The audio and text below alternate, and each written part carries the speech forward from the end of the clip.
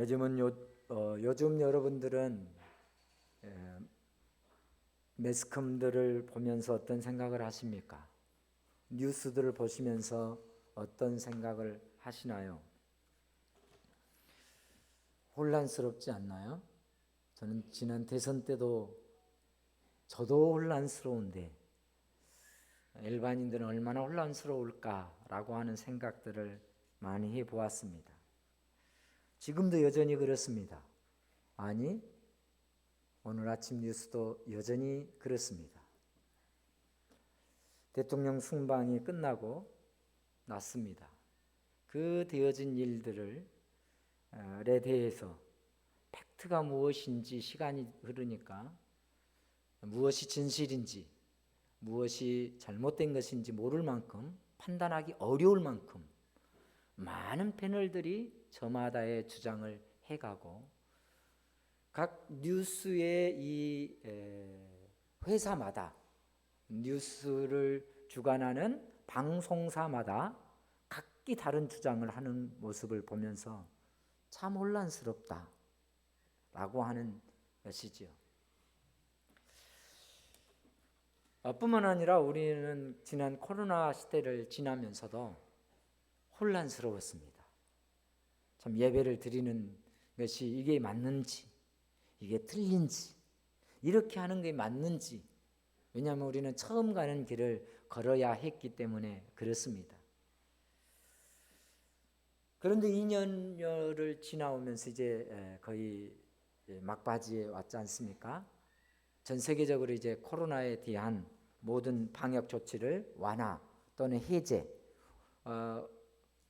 우리나라도 내일부터 야외 활동 시 마스크 전면 해제를 이제 발표한다고 하지 않습니까?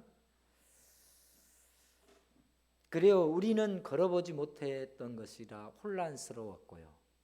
그렇습니다. 근데 이렇게 혼란스럽다 보면 어느 것이 진리이고 어느 것이 그릇된 것인지를 모르니까 더 혼란스러울 뿐만 아니라 더 이제 우리의 기준이 모호해지죠. 아마 오늘 본문을 쓰고 있는 미가 선지자의 시대가 그런 시대였습니다. 그래서 오늘 미가 선지자를 통해서 우리에게 주시는 메시지가 또 남다르리라 생각합니다.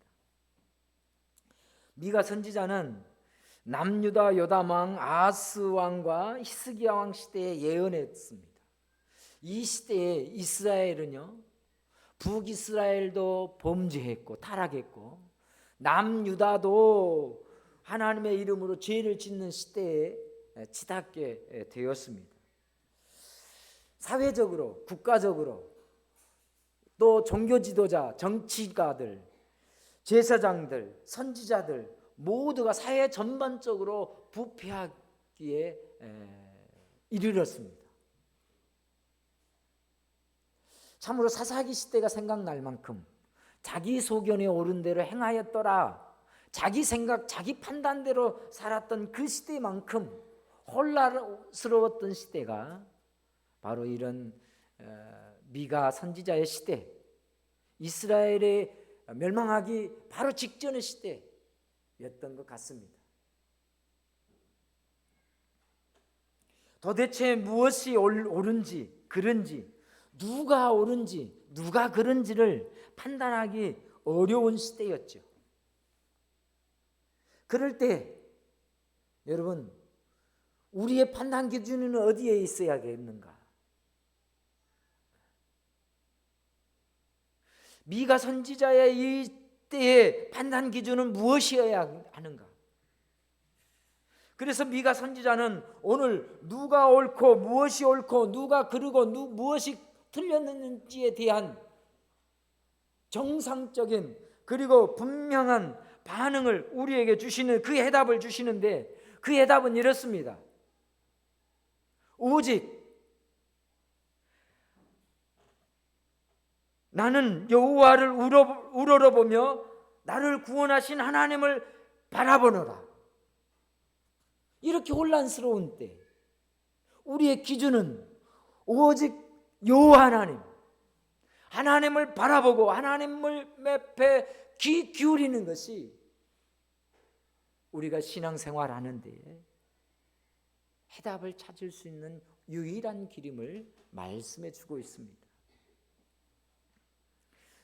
북이스라엘과 남유다는 한 나라였잖아요. 솔로몬 시대까지는 한 나라였어요. 솔로몬이 이제 사망 이후에 두 나라로 북이스라엘과 남유다로 나뉘게 되어지죠. 나뉘면서도 사실 크게 문제는 없었어요. 나뉘었을 뿐이지. 국가적으로 경제적으로. 그러나 나뉘면서 북이스라엘은 여로보암의 길로, 즉 악행을 일삼는 그런 길로, 우상을 일삼는 그런 나라로 점차적으로 횟수가 거듭해가고 왕이 거듭해갈수록 북이스라엘은 계속해서 여로보암의 길로 행하여 죄악에 치달았고, 남유다 역시도 만만치 않았습니다. 간혹 하나님이 쓰시는 왕이 나와서 요시야 왕이나 히스기야 왕 같은 왕이 나와서 종교 개혁을 해가기도 했지만 그들 역시도 하나님의 법을 떠나고 세상에 이방 신을 섬기고 하나님의 법을 멀리 떠나는 그런 지경에 이르렀습니다. 여러분, 우상을 섬기면서 자신들의 이익을 챙기게 되어지고, 그러다 보니까 거기에는요, 그 타락의 중심에는 종교 지도자들, 정치 지도자들, 고관들이 거기에는 자리 잡고 있었던 것이죠. 언제나 국가의 흥망성쇠에는 국민들이 타락한 것이 아니에요. 정치 지도자들과 종교 지도자들, 그리고 이 나라를 지탱한다라고 하는 그런 세력들이 타락함으로써 민족적 봉기가 일어나고 혼란이 가중되어지는 것이죠. 어느 역사 시대나 그래 왔었어요. 이스라엘도 마찬가지란 말이에요. 누가 타락하느냐? 고관들이. 왕이 타락하고 종교 지도자들이 타락하게 되는 이런 시대에 접어드니까 백성들은 어떤 생각이겠습니까? 왕도 믿고 따를 수 없고 종교 지도자들도 믿고 따를 수 없는 거예요. 왜? 그들이 먼저 더 타락하고 그들이 더 부패해버렸는데. 그러니 백성들은 더욱 혼란스럽고 무엇이 옳고 무엇이 그른지를 판단하기 어려운 지경에 이르게 된 것이죠.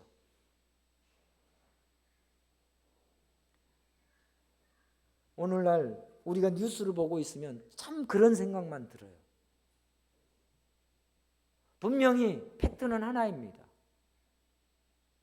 이런 얘기해서 참 민망스럽지만 일국의 대통령이 가서 분명히 그 회견하고 내려오면서 한마디를 했습니다.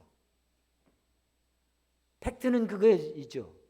그런데 이제 그것을 덮이라고 이렇게 얘기하고 저렇게 얘기하고 국민들이 혼란스러운 거예요. 패널들이 나와갖고 이리 방어하고 저리 방어하고 또는 이쪽은 이렇게 까발리고 저렇게 까발리고.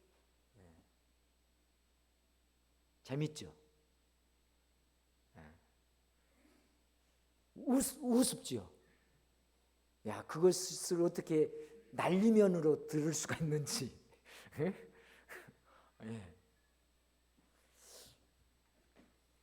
어쨌든 중요한 건 그게 아니고요. 그렇다 보니까 참으로 이렇게 무엇이 옳고 무엇이 그른지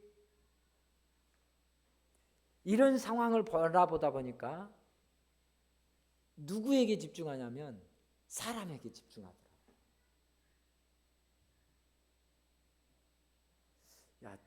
저는 그러면서요, 이런 뉴스들을 보면서 저렇게 대변하는 저 사람의 이 정신 상태는 뭘까?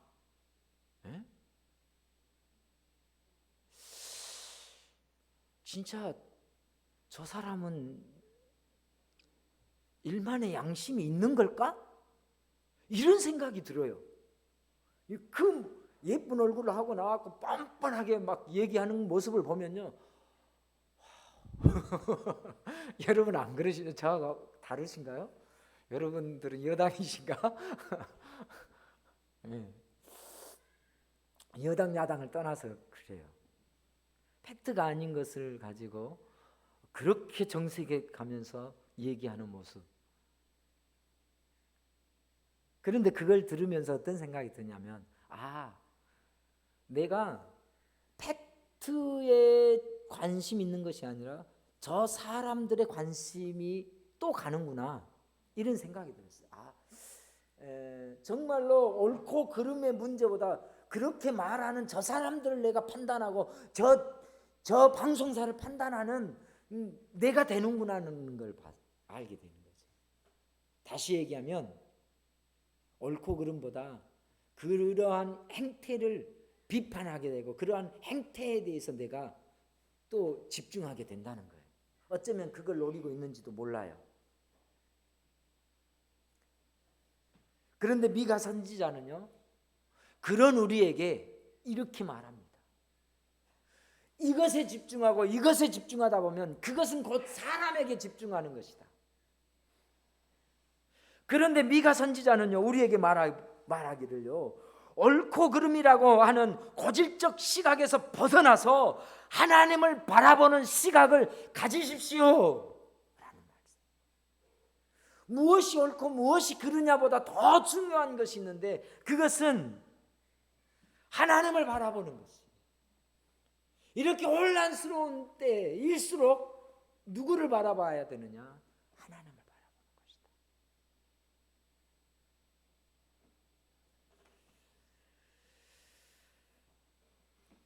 이런 상황에서 하나님께서 미가 선지자를 통해서 시대가 혼탁하고 불의가 난무할수록 누가 이 혼탁한 세상에서 건져줄 수 있는가라고 하는 질문에 대해서 오로지 현실을 바라보는 것이 아니라 하나님을 바라보라. 현실을 바라보게 되면 갈등만 증폭되어지는 거예요. 갈등만 증폭되어지고 편가르기만 분명해져서, 편가르기가 분명해져서 이쪽에 서든지 이쪽에 서든지 TV를 보고 있으면 그런다니까요. 도무지 저쪽엔 서기가 너무너무 힘들고, 그렇다고 이쪽에 서자니 이쪽도 그렇고 라고 하는 생각들이 들지 않나요? 특히 대선 때, 대선을 준비할 때 그랬잖아요. 이 사람 뽑자니 그렇고 이 사람을 또 뽑자니 또 그렇고.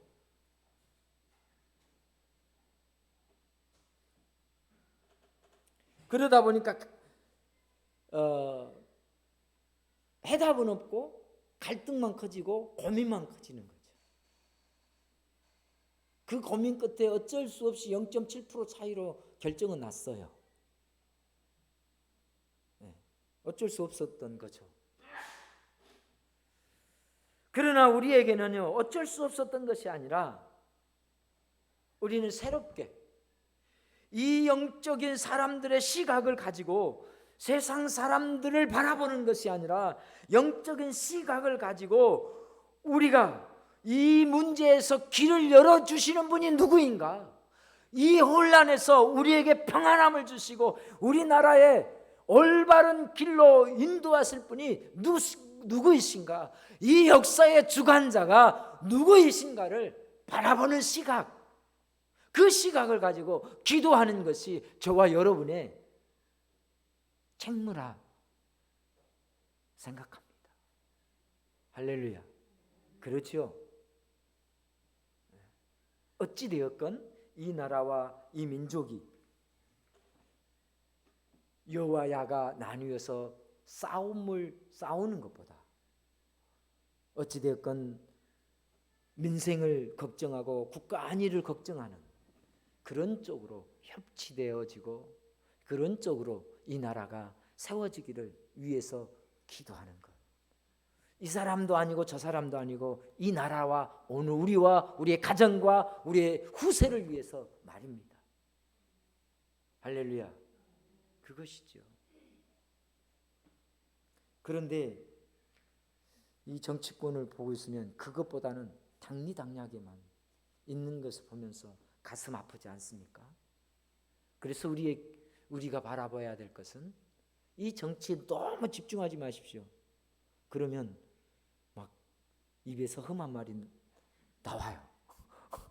험한 말이 막 저절로 나오지 않나요? 예, 저만의 증상은 아니죠. 예, 그래요. 동조해 주셔서 감사해요. 예.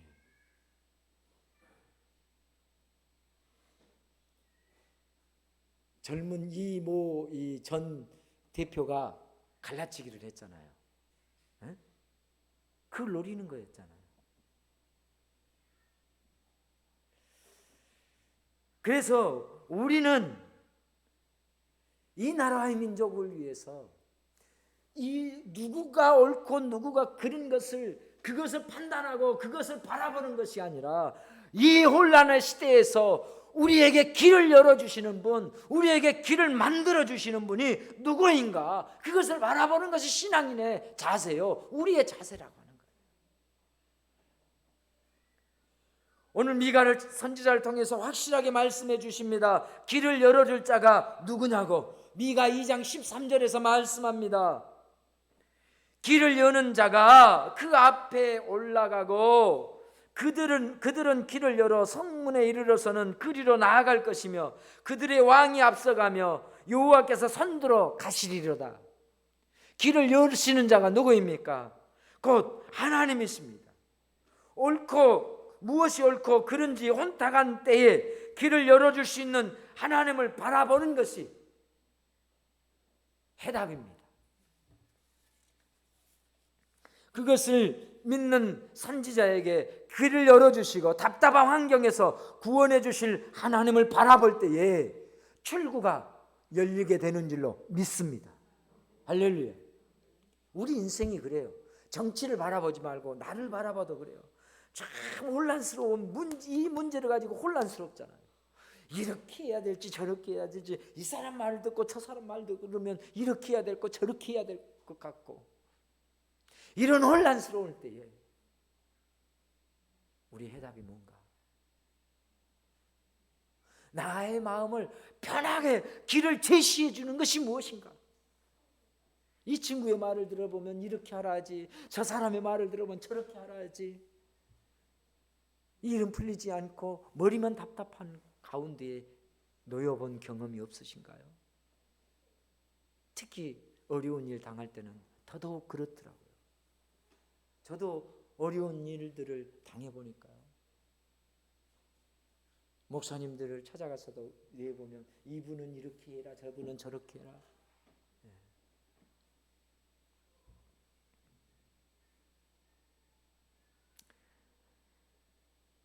우리에게 길을 열어주시고 이 답답한 환경에서 구원해 주실 분은 오로지 우리 주 예수 그리스도이심을 믿으시면 큰 소리로 아멘 하십시다.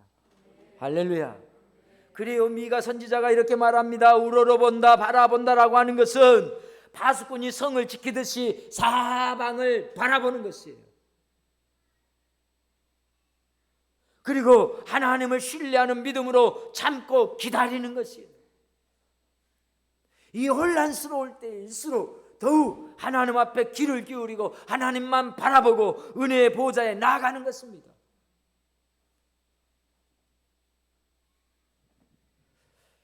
코로나 때 매스컴의 중심이 되었던 목사님이 계셨죠. 부산에 계신. 뭐 다른 서울에 있는 거기 얘기하는 거 아닙니다. 네. 정말 예배를 지키고 신앙을 지키기 위해서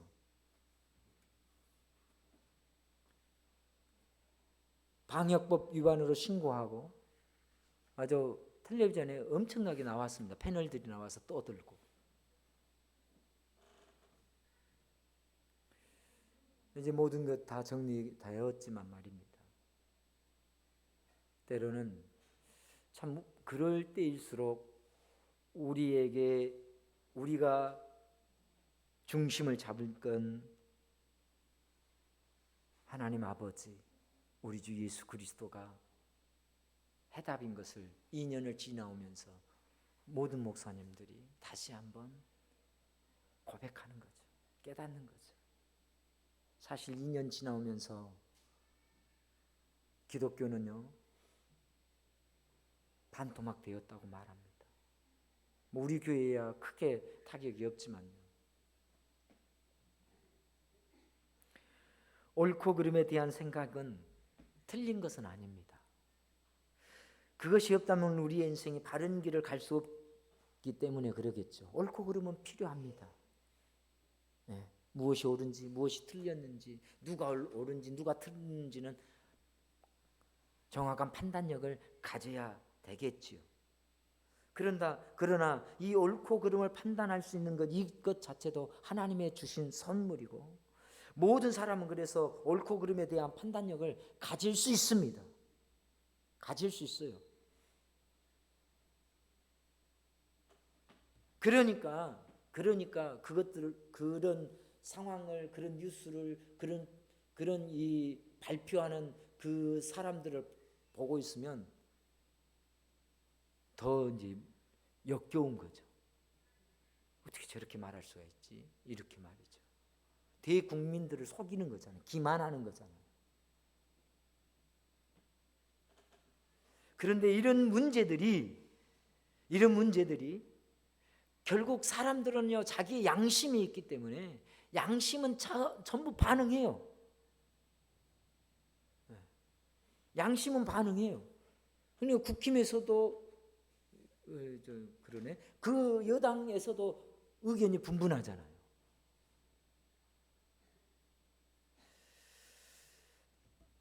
그래서 이런 문제들은 이 양심에서 또 발동이 되어집니다. 옳고 그름들이. 그런데 이런 것들이 문제를 해결하는 방법은 아니더라니까요. 우리의 가정에서도 마찬가지예요. 교회에서도 마찬가지고요. 누가 옳느냐 누가 그러느냐를 따지다 보면 여러분 문제가 해결되는가요? 엄마가 잘했어, 아빠가 잘했어, 네가 잘했니, 나이가 잘했니 따지다 보면 저는 성질 납니다. 네. 상대방도 성질 냅니다. 네. 네가 잘했니, 내가 잘했니 따지고 드니까 나도 성질 나고 상대도 성질 냅니다. 틀렸나요? 아닌가요? 그래서 옳고 그름의 문제보다는요 이런 것들을 따지면 오히려 갈등이 심화돼요. 그러기보다 옳고 그름 이것도 중요하지만 그것보다는 그 옳고 그름에서 나오는 이 판단을 가지고 나를 살피는 거죠. 내 자신을 살펴보는 것입니다. 그리고 이 상황 전체를 바라보는 것입니다. 그렇다고 한다면 시각이 달라지게 되고 문제 해결이 달라지게 되는 것이죠.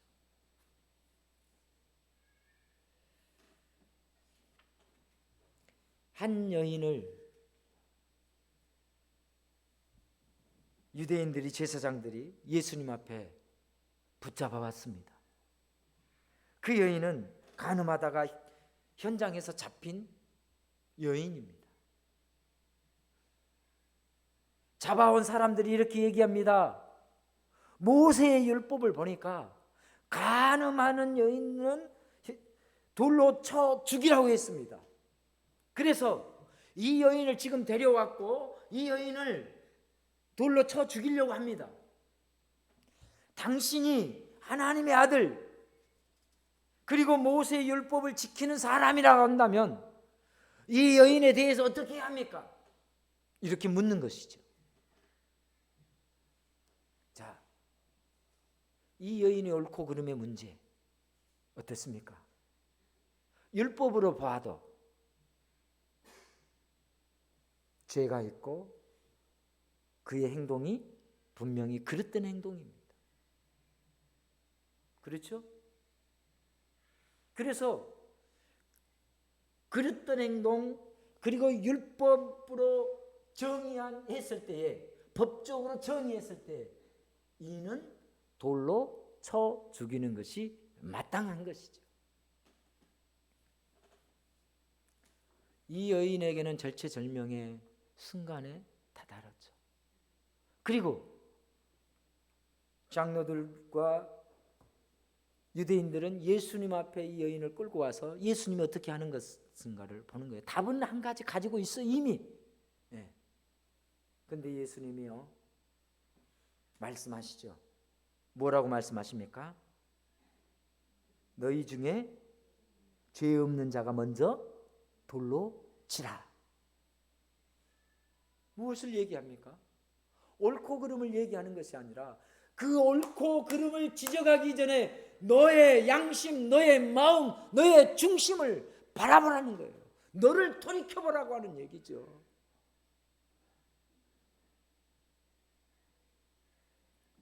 잡혀온 여인도 자기를 돌아보았을 것입니다. 그래, 내가 돌에 맞아도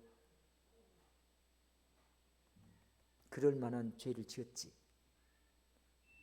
그런가 하면 돌을 들었던 사람들이 돌을 던지려고 하는 찰나에 예수님의 그 말씀을 듣고 나를 돌아보니까 죄 없는 자가 먼저 돌로 치라 라고 하니까 그들이 하나둘씩 돌을 놓고 다 사라져 버렸습니다.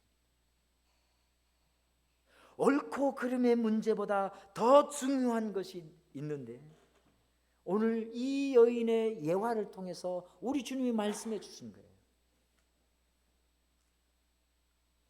그것이 생명 존중이죠. 그것이 이 나라 이 민족이 잘 되고 안전하는 것이죠. 그렇지 않습니까?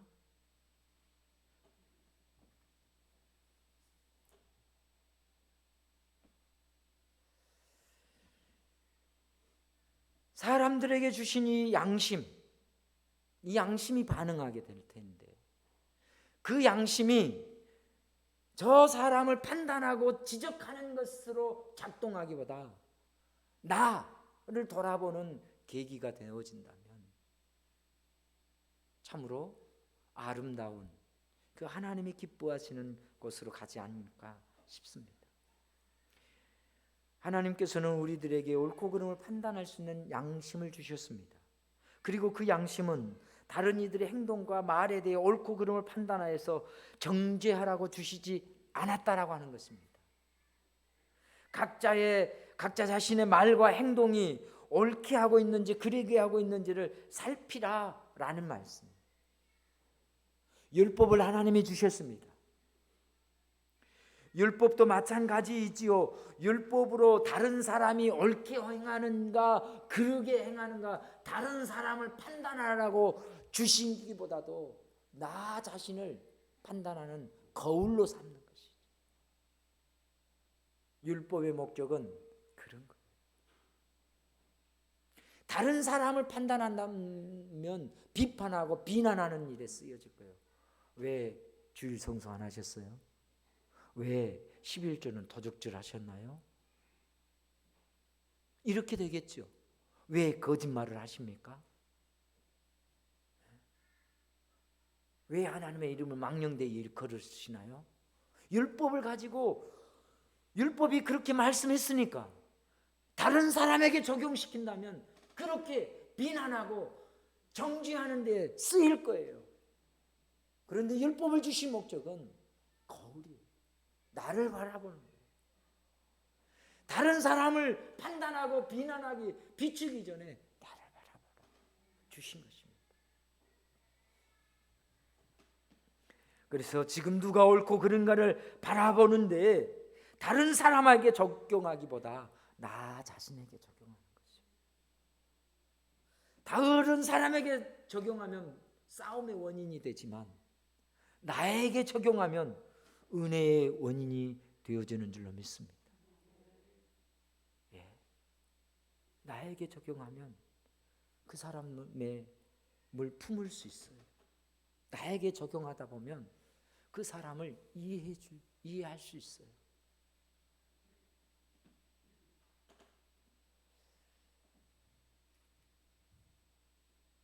요즘은 그 오은영 박사의 부부 지옥인가요? 라는 프로그램에 부부 솔루션 해주는 게 나와요.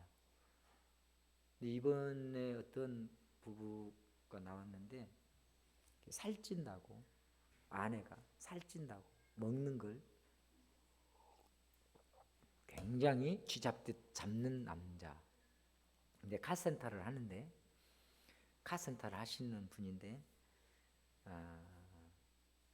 굉장히 자수성가하였더라고요.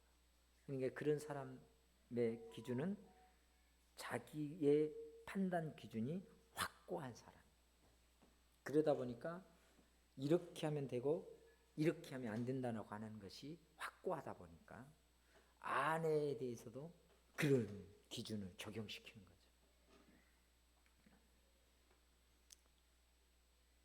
그러니까 싸움만 일어나는 거예요. 자, 상대에게만 적용시키니까 나에게 적용시켜 봐야죠.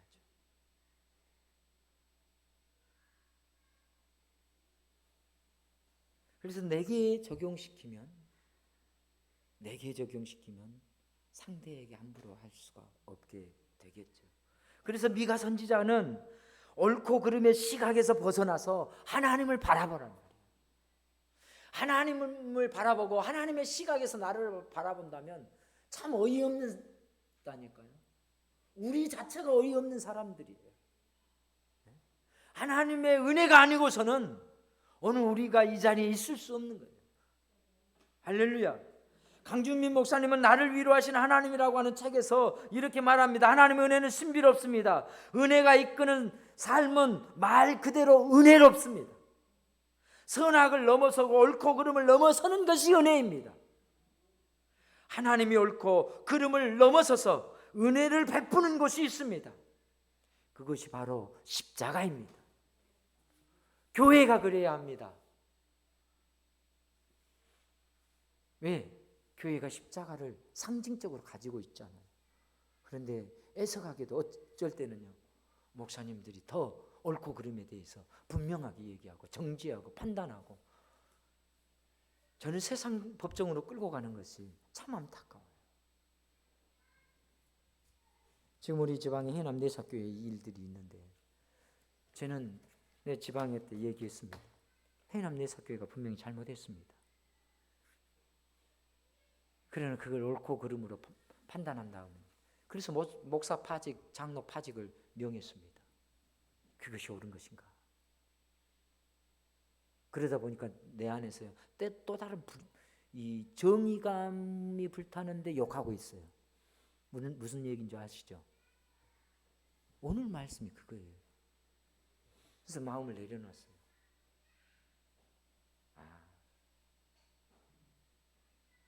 정의감이라고 표현하고 있지만 나 역시 또 다른 판단 기준을 가지고 누군가를 판단하고 있구나.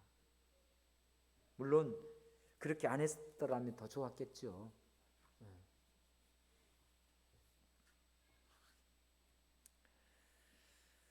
사랑하는 성도 여러분, 이제 말씀을 정리합니다. 수많은 매스컴에서 이야기들이 들려옵니다. 우리는 또 텔레비전을 통하여서 보게 됩니다. MBC, KBC, SBS, YTN, 조선, 이런 MB, 또 하여튼 이런 다양한 채널, 그리고 또 젊은이들은 유튜브 통해서도 수많은 것들을 선별적으로 듣게 되죠. 그러나 오늘날 우리가 무엇을 듣고 누구를 바라보며 사느냐보다 더 중요한 것, 무엇이 옳고 그르냐라는 것보다 더 중요한 것, 그것은 그 기준을 그 사람 저기의 행동, 그 사람의 말, 그 사람의 행동에 두기보다 하나님 앞에 시선을 두는 것입니다. 믿음의 길은 옳고 그름의 양심의 소리보다 하나님의 음성을 듣는 것입니다. 믿음의 사람은 막힌 곳에 길을 내신 신실하신 하나님을 기대하는 것입니다. 그래서 우리가 답답하고 혼란할 때에 더욱 믿음의 주요 온전케 하신 예수를 바라보자고 하는 것이 그런 의미입니다. 주님을 바라볼 때에 우리에게 생수와 같이 은혜를 제공하시는 하나님, 길을 내시는 하나님, 사막에 광야에 길을 내시는 하나님이신 것을 믿으십시다. 그리고 이 혼란한 시대에 혼란한 것에 휘둘리기보다는 길을 내시는 하나님만 할 수 있음을 바라보고 내 삶에 적용하며 살아가는 저와 여러분 되시기를 예수님의 이름으로 축원합니다. 옳고 그름을 나 자신에게 적용하여서 내가 문제고 내가 기도하지 못한 것임을, 내가 더 온유하지 못하였음을 고백하며 결단하는, 그렇게 살기로 결단하시면 우리 큰 소리로 아멘 해보십시다. 할렐루야.